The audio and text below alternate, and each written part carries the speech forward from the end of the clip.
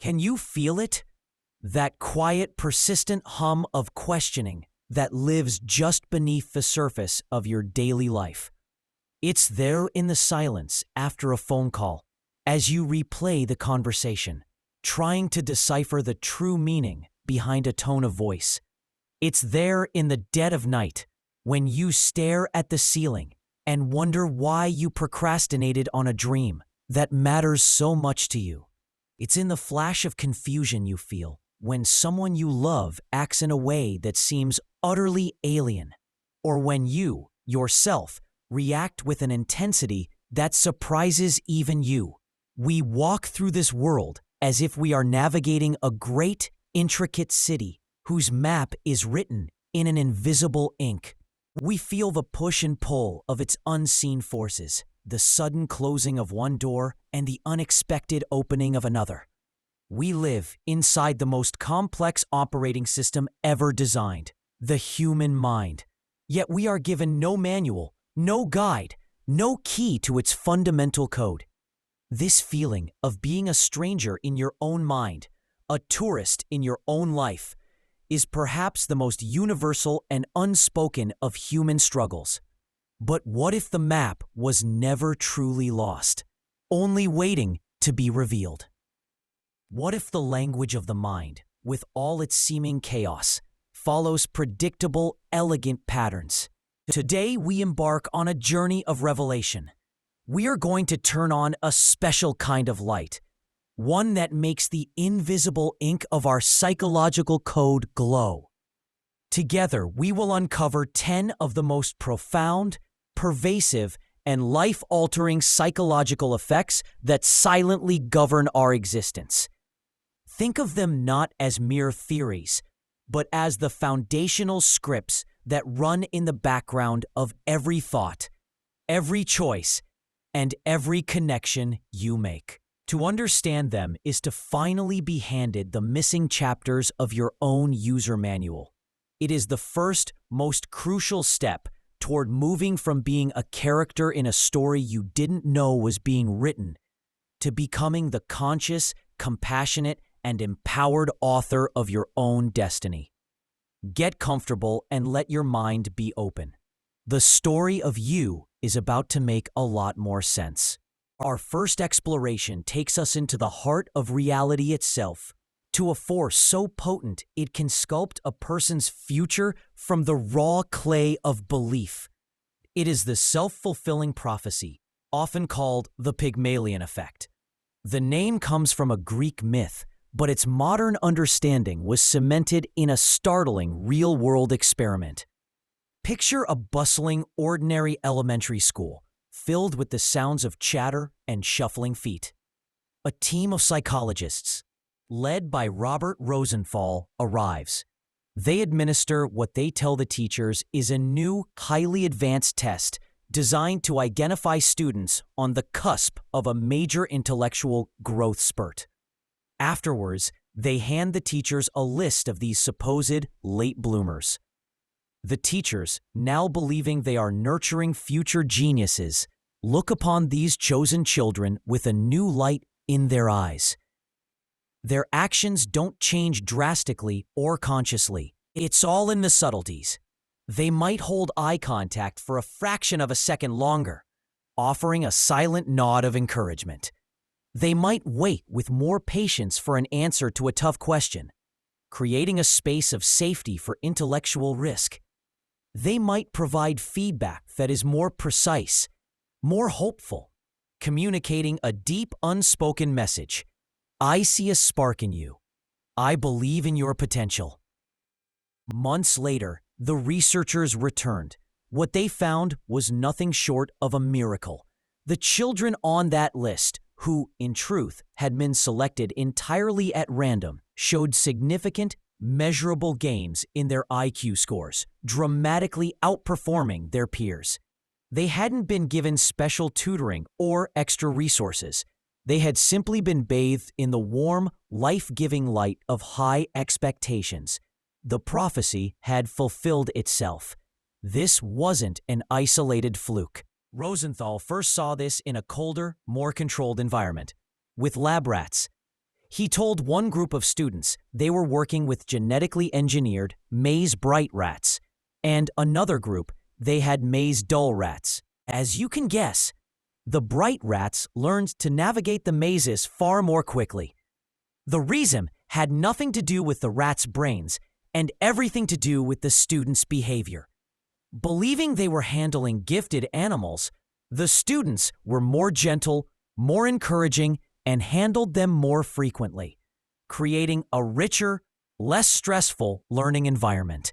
This phenomenon is like a psychological thermostat. Our beliefs about another person set a temperature of expectation, and then our subconscious behavior works tirelessly to adjust the environment to match that setting. In the workplace, a manager who believes an employee is a high-potential star will naturally assign them more challenging tasks, offer more mentorship, and forgive small mistakes more readily. This creates a feedback loop where the employee, given these opportunities, grows into the star the manager always believed they were. Conversely, a manager who has labeled an employee as average will assign them routine tasks, scrutinize their work more heavily, and interpret ambiguity as incompetence, effectively trapping the employee in a cage of mediocrity.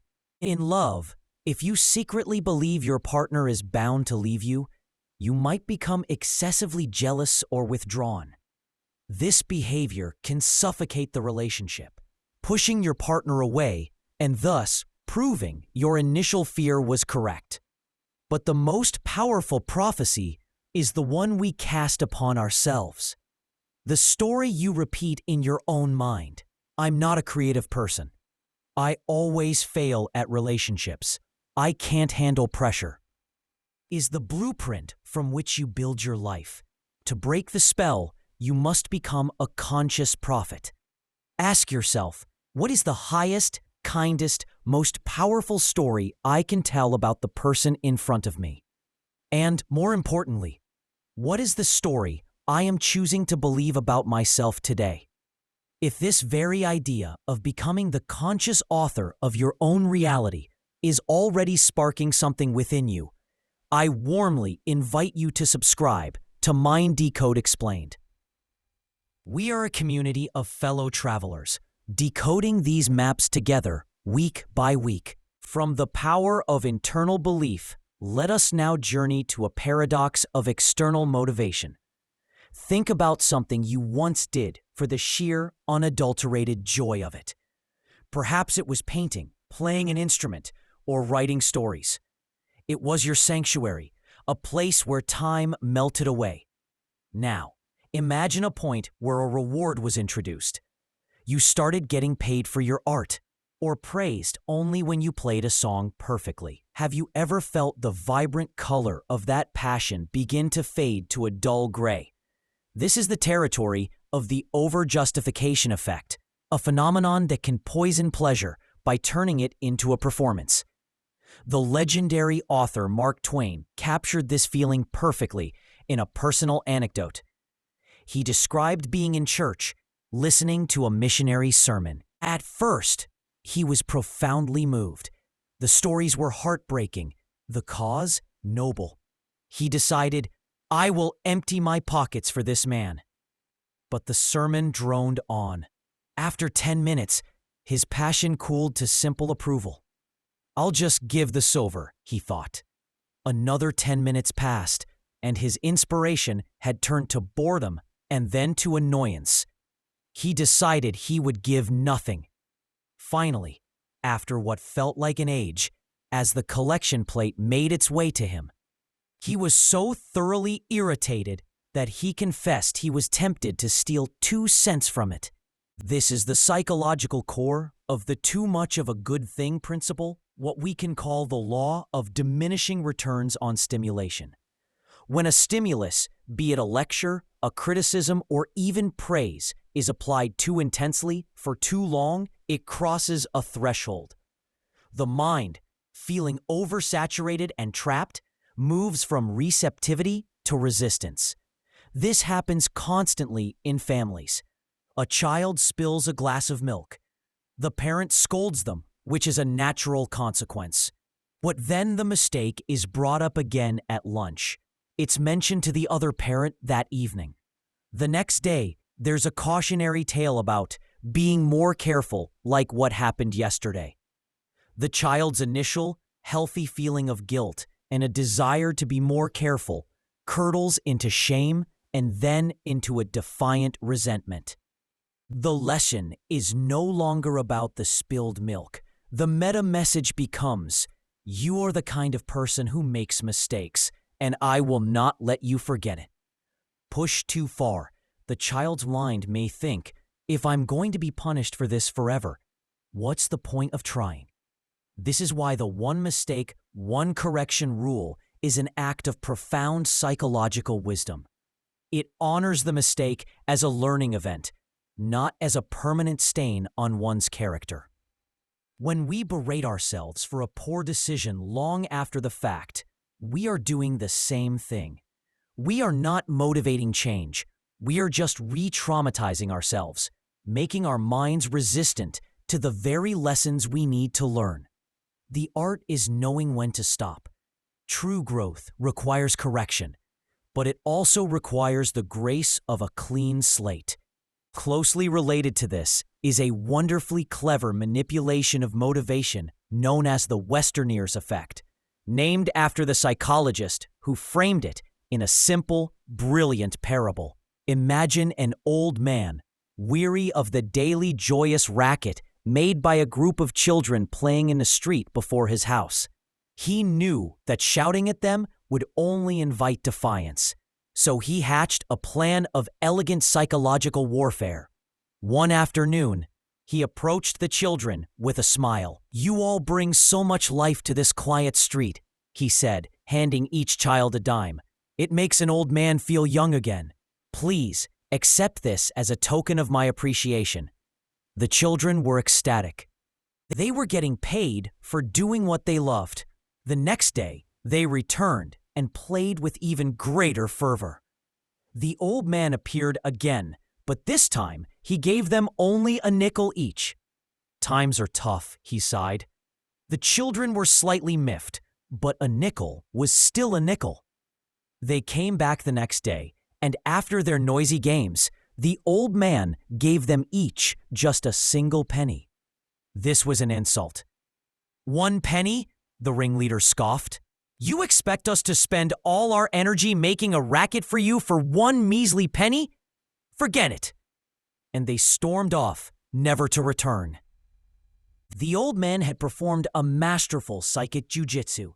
He took their intrinsic motivation, the pure internal joy of play, and systematically replaced it with an extrinsic one, money. Once their play became a job, their performance became dependent on the wage. By controlling the wage, he controlled their behavior. This effect is a silent assassin of passion in our modern world. Consider the well-meaning parents who create a rewards chart. $10 for an A, a new video game for finishing a book. While it might produce short-term results, it fundamentally alters the child's relationship with learning. The goal shifts from the thrill of discovery and the satisfaction of mastery to the transactional process of hitting a target for a prize. The child's inner engine of curiosity is slowly decommissioned, and an external, less reliable one is installed in its place. When the rewards stop, the engine can stall. This doesn't mean all rewards are toxic. The key is in the delivery. Unexpected rewards that celebrate effort. "You worked so hard on that project. Let's go get ice cream to celebrate your dedication," are far better than transactional bribes that are set up beforehand. For our own goals, we must constantly check in with our why. Are you writing that novel for the internal fire of the story or for the imagined applause at the finish line? The applause will fade, but the fire, if you tend to it, can burn for a lifetime. If coercion and external rewards can so easily backfire, what is the alternative? The answer lies in a force that is as gentle as it is powerful, captured beautifully in the south wind effect. This principle comes from a timeless fable by the French writer Jean de La Fontaine. In it, the boisterous north wind and the gentle south wind argue over who is stronger. They spot a traveler walking along a road and make a wager. Whoever can make the traveler remove his coat will be declared the winner. The north wind goes first. He summons all his fury, blasting the traveler with a ferocious, bone-chilling gale. He howls and rages, sending dust and leaves swirling.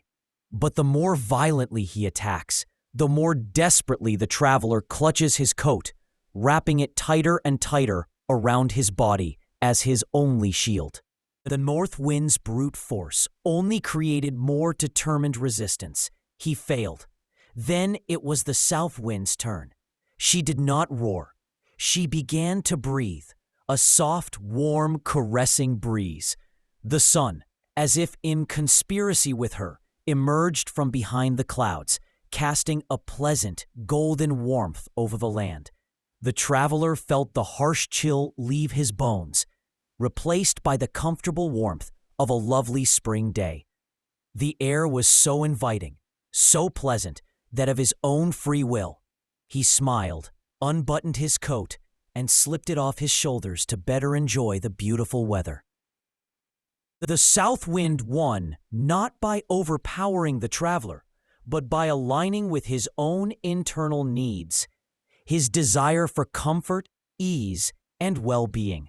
This is the very soul of true influence and leadership. The north wind approach, demanding, criticizing, pressuring, and threatening, almost always breeds defensiveness. People wrap their psychological coats tighter. They shut down, resist, and resent. The south wind approach is one of empathy, warmth, and creating a positive emotional climate.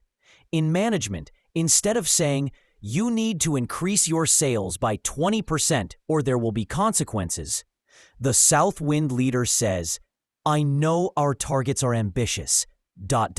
Let's talk about what resources you need and what obstacles we can remove together to make it happen." In parenting, instead of "Your room is a disaster, clean it now," it's, "Wow, this room looks like a big project.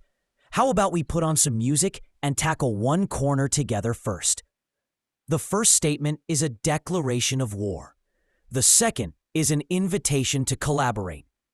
The south wind reminds us that true power doesn't lie in the force of our demands, but in the warmth of our invitation.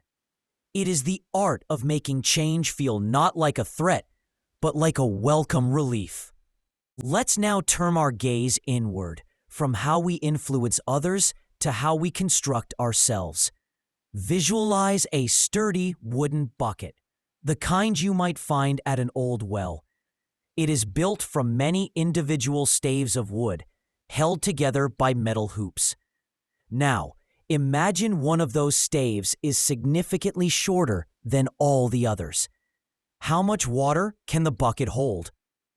The answer is obvious. It can only be filled to the height of its shortest stave.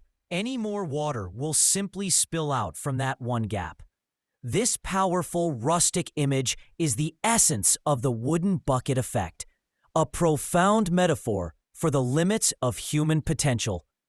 A person's overall capacity for success, happiness, and fulfillment is like that bucket. Each major area of their life, career, finances, physical health, relationships, emotional intelligence, spiritual life, is one of those wooden staves.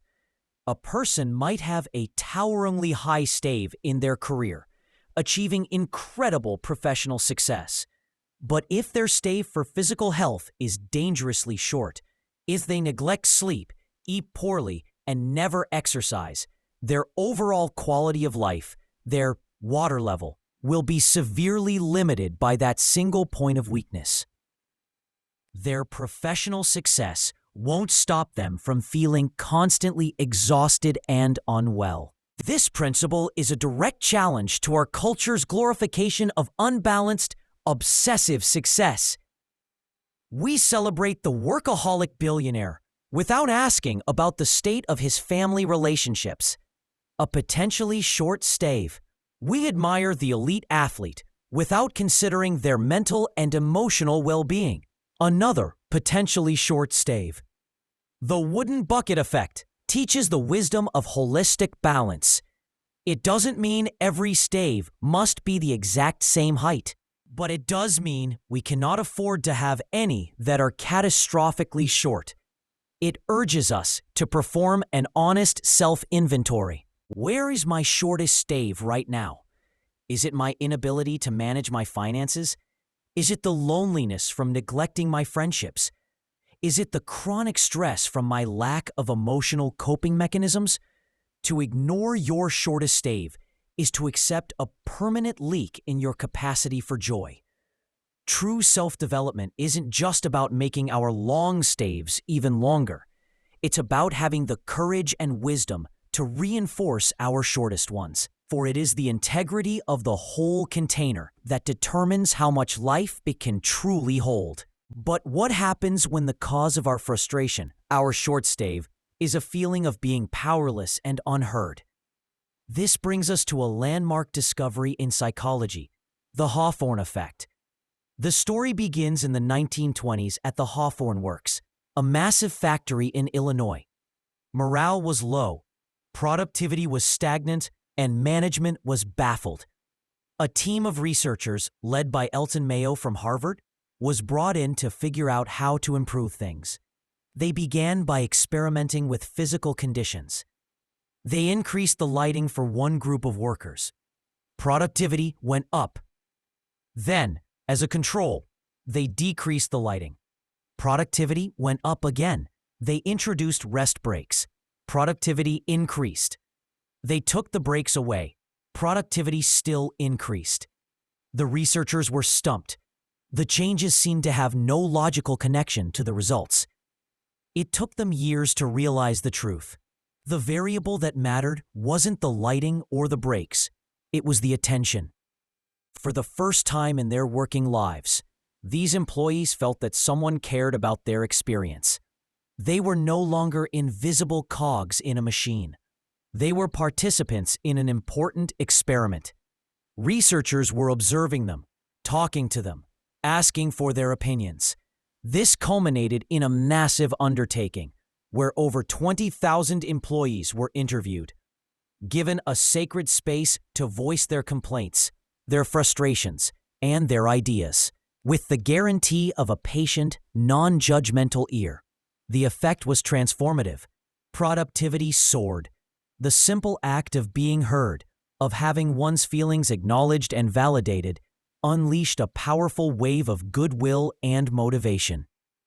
This is the essence of the Hawthorne effect. We are profoundly affected not just by our conditions, but by our perception of whether we matter to others. It explains why so many problems in relationships and workplaces aren't solved by clever strategies, but by one person finally sitting down, putting their phone away, and truly listening to another.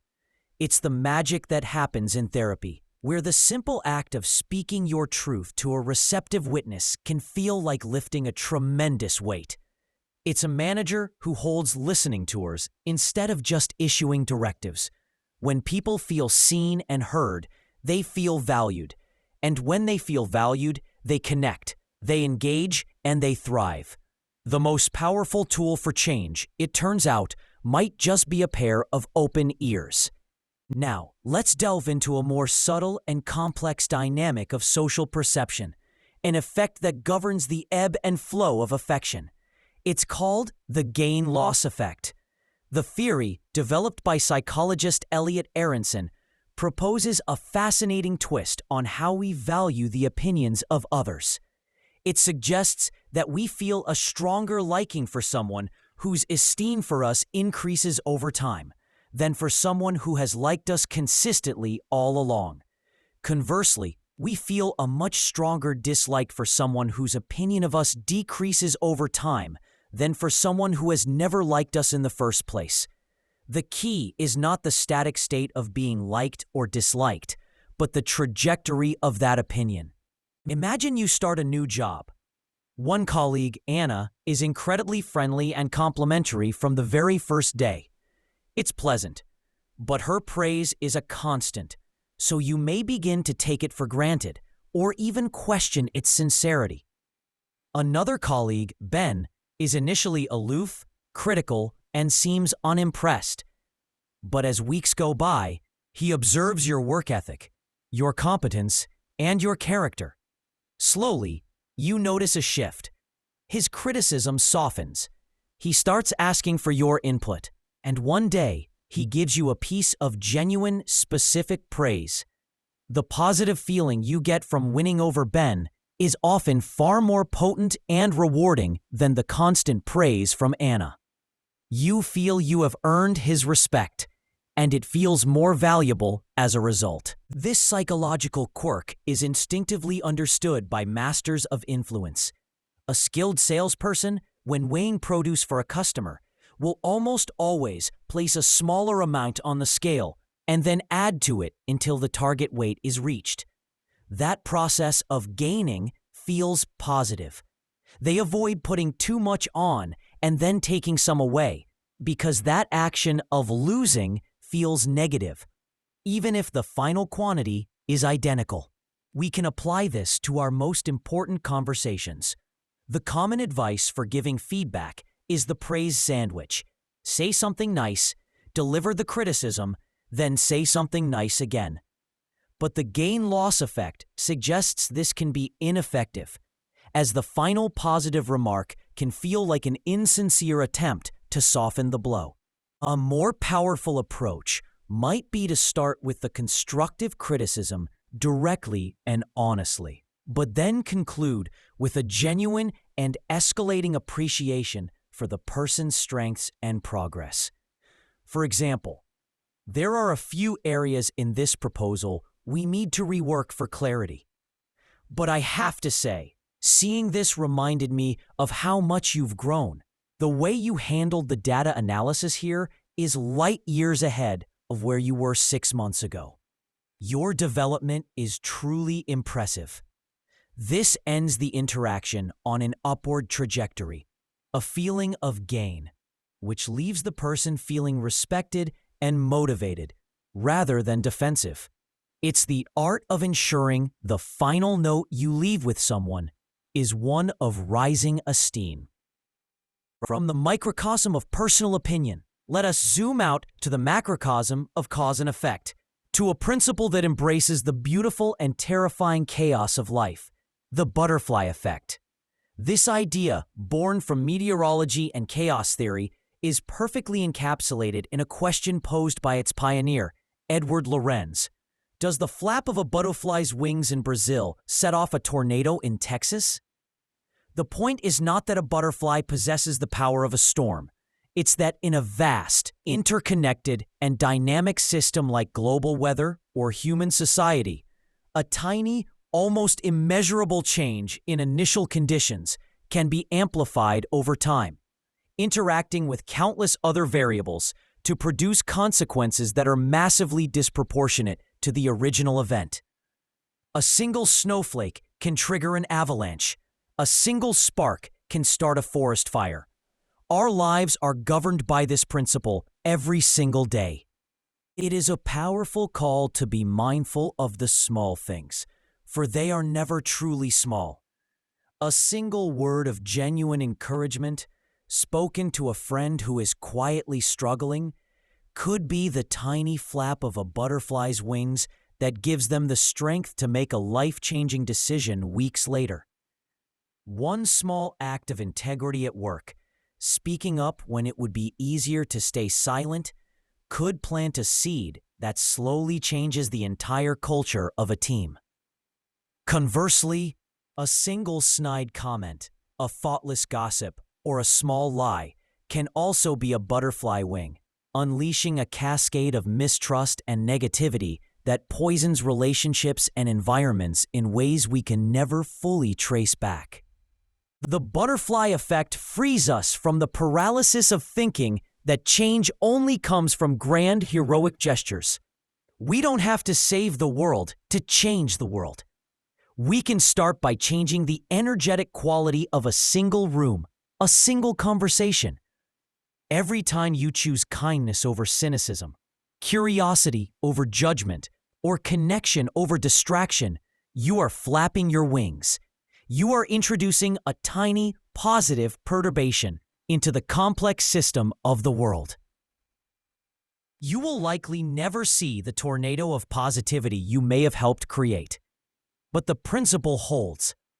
The largest changes in our lives and in the world often have the most humble, almost invisible beginnings. If a small action can have vast consequences, what about a small name? This leads us to the deeply consequential and often perilous power of the labeling effect. This principle posits that when we are assigned a label, especially by someone in authority, we have a powerful, subconscious tendency to live up to it. The label ceases to be a mere description and becomes a role, a script that we feel compelled to perform. A stark and remarkable real-world demonstration of this occurred during World War II, when the U.S. military, facing a manpower crisis, created a special unit comprised of men who were considered troublemakers and had been incarcerated. To prepare them for the battlefield, psychologists were brought in. Their method was ingenious. They mandated that each man write a letter home to their family every week. But the content was not free form. The men were instructed to write, in great detail, about how they were becoming disciplined soldiers, how they were learning to be brave, obedient, and loyal. They had to repeatedly describe themselves embodying these positive traits. They were, in effect, performing a systematic act of self-labeling. For 3 months, they wrote these letters, casting themselves in the role of the honorable soldier. Then, they were sent to the front lines. The letters continued, now describing their, sometimes yet to happen, acts of bravery and their commitment to their unit. The results were astounding. This unit of so-called delinquents fought with a level of valor, discipline, and effectiveness that was equal to, and in some cases surpassed, that of regular units. They had become the men they had described in their letters. The label had become their reality. This effect is a double-edged sword that cuts through our lives. A child who is constantly told they are shy may avoid social situations, reinforcing the label until it becomes a core part of their identity. An employee labeled as not a leader may never volunteer for leadership roles, thus proving the label correct. But we can also seize this power for good. Consciously choosing empowering labels for ourselves is a profound act of self-creation. Instead of saying, "I am a procrastinator," you can begin to label yourself, "I am someone who is learning to act on my priorities." Instead of, "I am bad with money," try, "I am becoming a master of my financial well-being." These are not empty affirmations. They are the deliberate casting of a new role.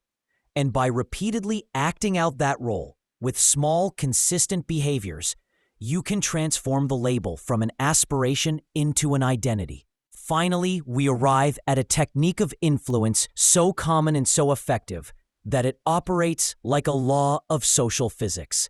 It is the foot in the door technique. The principle is this: a person who has agreed to a small initial request is significantly more likely to agree to a second, larger request. That first yes is the key. It subtly alters our self-perception. We begin to see ourselves as the kind of person who is helpful, cooperative, and agreeable.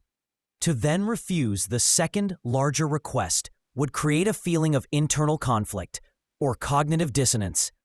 It would contradict our newly formed self-image. The classic experiment is almost comical in its clarity. Researchers, posing as volunteers, went door to door in a neighborhood, asking residents if they would be willing to install a massive, poorly designed, and utterly ugly "Drive carefully" sign on their front lawn. As you'd expect, the vast majority, over 80%, refused. But with a second group, the researchers used a different strategy. They first asked for something tiny. Would you be willing to display this small 3-inch sticker that says, "Be a safe driver," in your window? Nearly everyone said yes. 2 weeks later, the researchers returned to this group and made the big request for the ugly lawn sign. This time, an astonishing 76% of them agreed. The tiny act of placing that sticker had changed their identity to "I am a citizen who cares about road safety," making the subsequent larger action feel like a natural continuation of that identity. This technique is the bedrock of much of modern marketing and fundraising. Just sign this petition. Now, would you like to donate? But its most powerful application is in our own lives, for overcoming procrastination and guiding others gently. When a child's room is a disaster zone, the request, "Clean your room," is huge and invites resistance. The foot in the door approach is to ask, "Can you just start by putting your 5 favorite toys back in the box?" That small, achievable yes builds momentum. It creates the identity of "I am cleaning my room." The next request, "Great, now let's tackle the books," is much easier. For your own daunting goals, writing a book, starting a business, getting fit, the foot in the door is your greatest ally. Don't make the initial request, "Write a chapter." Make it, "Open the document and write 1 sentence." Don't ask yourself to go to the gym for an hour. Ask yourself to simply put on your workout clothes. That first, ridiculously small yes is everything. It cracks open the door of inertia, and once it's open, you'll be surprised how easily you can walk through it. And so, here we stand, at the end of this leg of our journey, with these 10 psychological keys glittering in our hands. The self-fulfilling prophecy, which shows us that our beliefs sculpt reality. The over-justification effect, a warning against poisoning passion.